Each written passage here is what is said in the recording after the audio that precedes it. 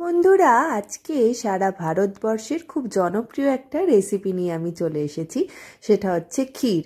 আসলে গুবলাই আমার হাতের পায়েস খেতে খুব ভালোবাসে এবং এই পায়েস বানানোটা আমার শাশুড়ি মায়ের থেকেই শেখা। কিন্তু গুবলাই আমার এত ভালো পায়েস বানাও মা, তুমি আর একদিন বানিয়ে দেবে অনেক দিন ধরেই বলছে। কিন্তু আমার আজকে ইচ্ছা হলো যে আজকে চালের পায়েস বানাবো না, আজকে শুধু দুধ দিয়ে একটু ক্ষীর বানাই। তো তার জন্য আমি 2 প্যাকেট আমুলের দুধ নিয়ে নিয়েছিলাম ড্রাই ফ্রুটস, কাঠবাদাম, কাজু বাদাম, কিশমিশ, আর নিয়ে নিয়েছি একটু জাফরান। এই জাফরানটা দিয়ে দুধে একটা সুন্দর গন্ধ আসবে এবং কালারটাও বেশ ভালো আসবে।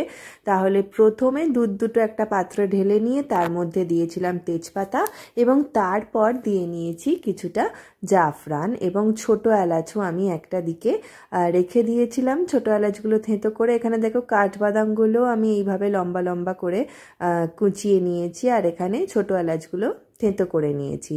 এবার যে মেন কাজটা, আমি কিন্তু এই দুধের মধ্যে কোনো আলাদা করে অন্য কিছু মেশাই না, মানে কোনো কনডেন্সড মিল্ক বা অন্য কোনো বাইরের ক্ষীর কিছু মেশাই না।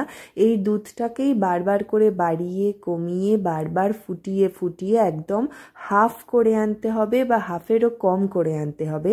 এবং এটাই কিন্তু মূল কাজ। দাঁড়িয়ে দাঁড়িয়ে পরবর্তী পার্ট নিয়ে অবশ্যই